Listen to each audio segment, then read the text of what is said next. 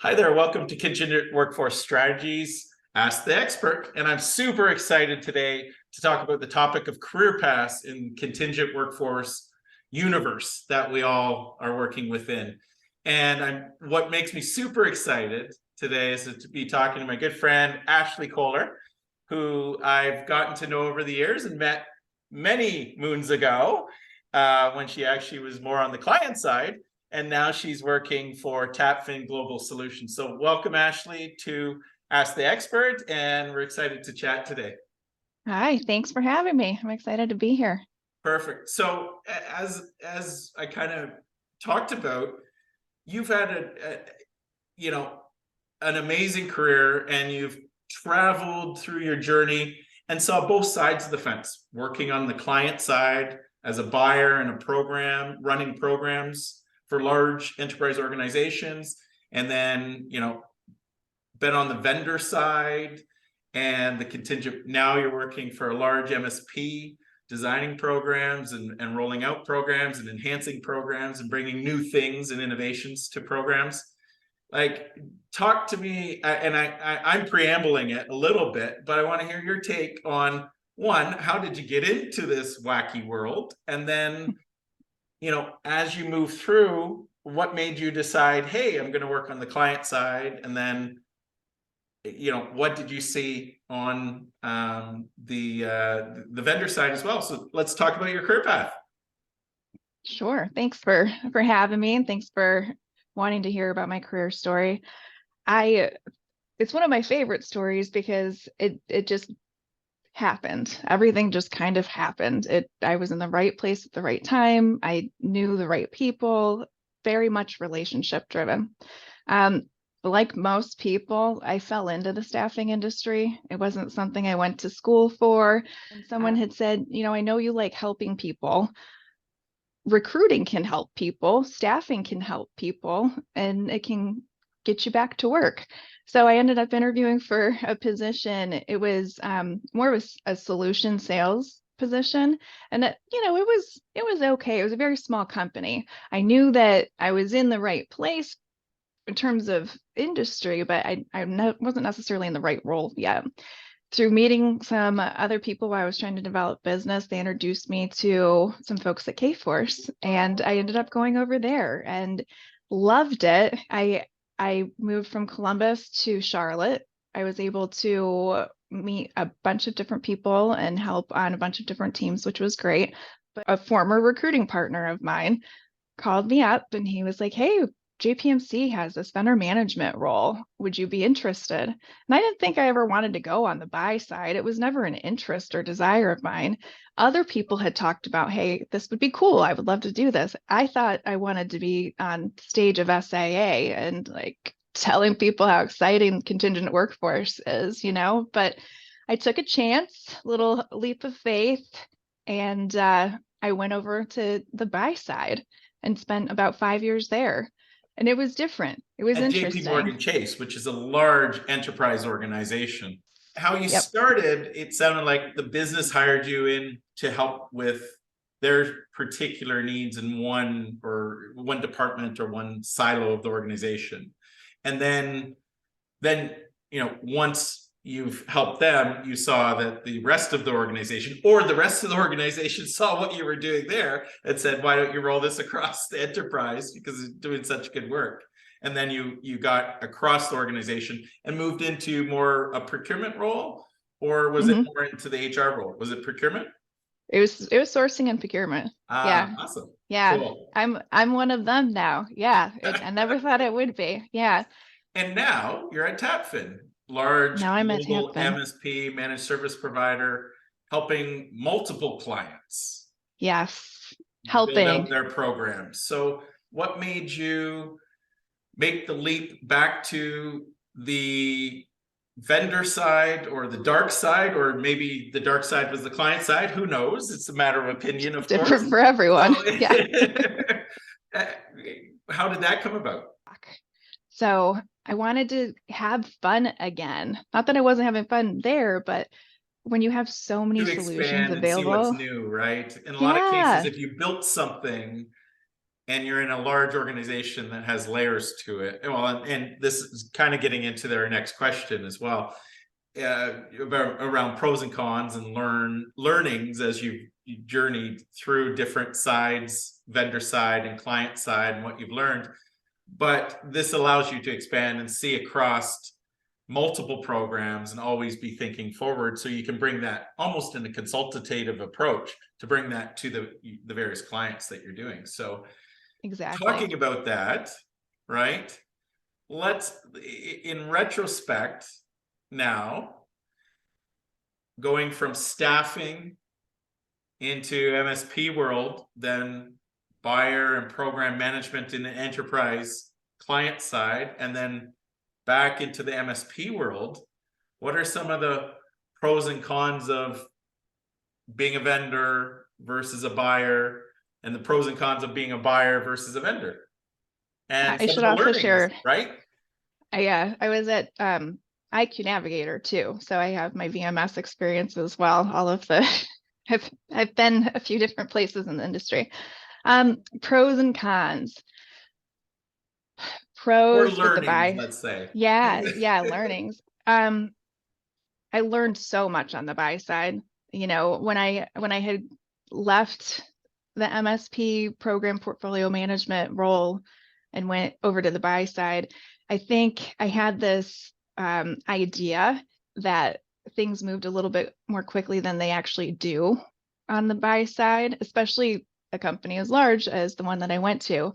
But when I was in program management, the sponsors pulled me in after they had already done all of this work, right? So it looked like it would be happening a little bit more quickly than what things actually were. So that was an interesting learning experience for me. Things take a while. Another thing that I could have done a little bit differently was ask the question up front. You're using a VMS, that's excellent. How much are you using it?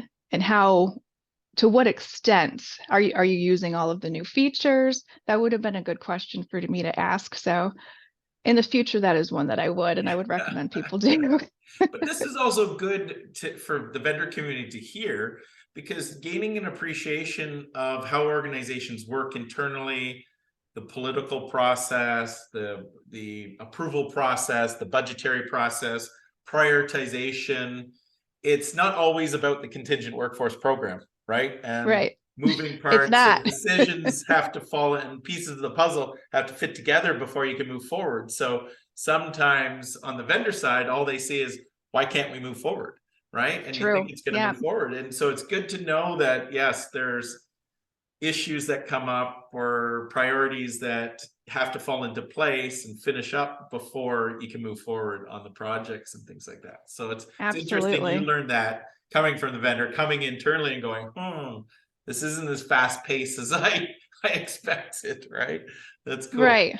And now I have a new understanding for it all too, right? Because I have a handful of clients who I'm working with, and we set a roadmap at the beginning of the year, but one of my first questions coming into this year is, what's changed for you? I remember walking in the door after taking a little winter break, and I thought I knew what was coming up. And then they're like, hey, actually, we're shifting priorities. So it gave me a good understanding. I can empathize with people on a whole new level. Yeah, which is good. And it allows you to understand and build more trust and relationship. And that's one of the things I've seen is this is a long-term game when it comes to the strategic enterprise approach. Yes, Staffing tends to be, give me a rec and I'll fill it in the moment, and there's cash involved. But then when you look at a strategic approach to the project, it's an evolution, right?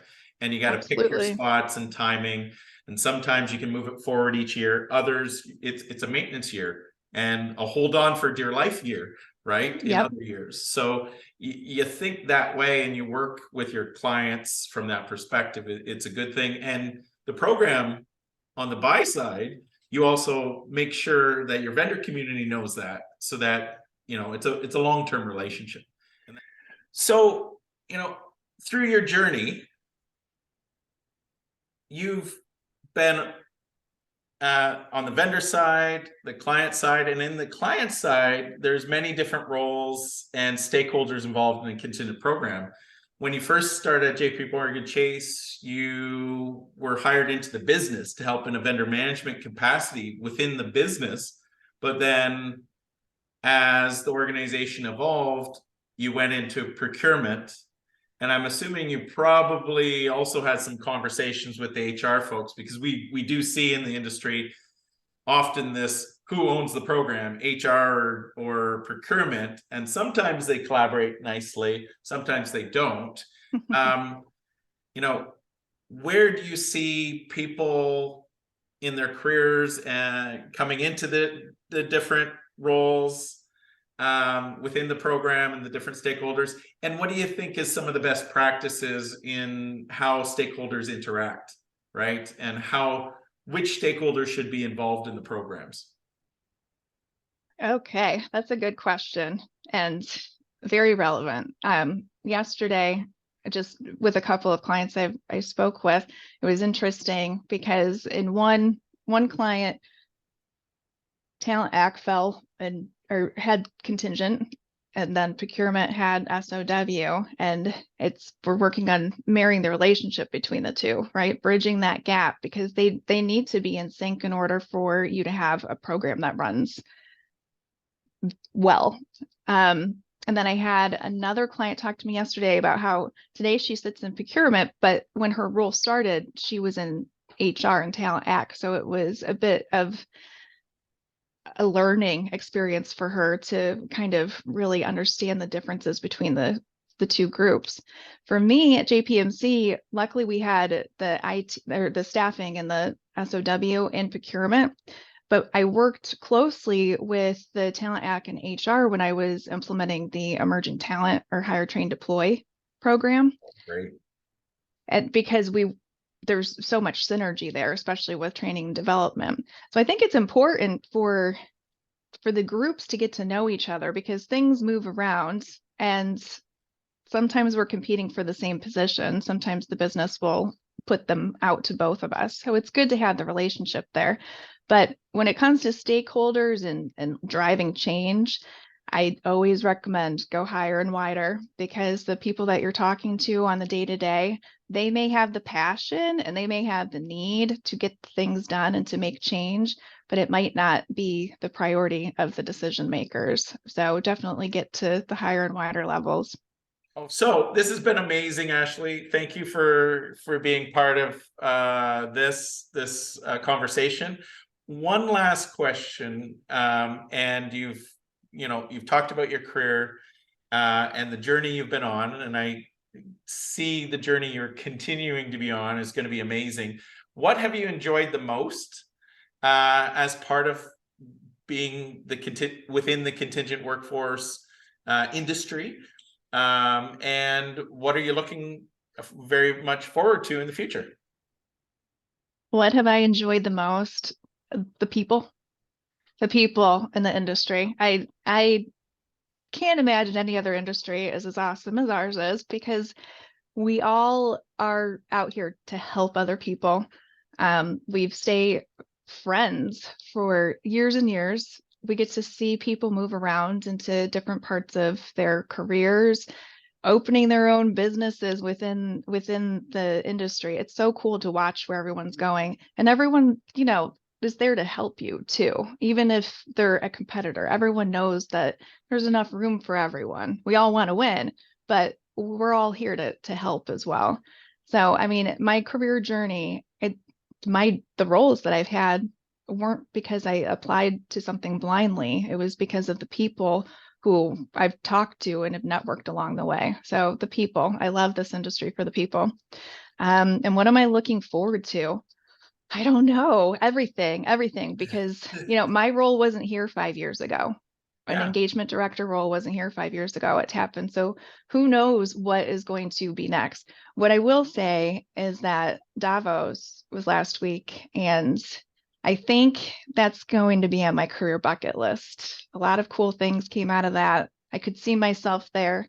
So There maybe was a that's big it. Maybe focus on that's it. talent, right? And Yeah. we're in the middle of the changes in how work is being done, and I think, you know, it's been an evolution of that, and I think has been has been exciting, and the people that have been part of creating solutions around that are very interesting people and very dynamic. And we all, like you say, it's a very small community, and we all take care of each other. So once again, thanks very much for your taking time out of your busy day, Ashleigh. And Thanks to for speak to having us me. today. It's always fun to chat. It's been so awesome. Thanks very much. Talk soon. Thank you. Take care.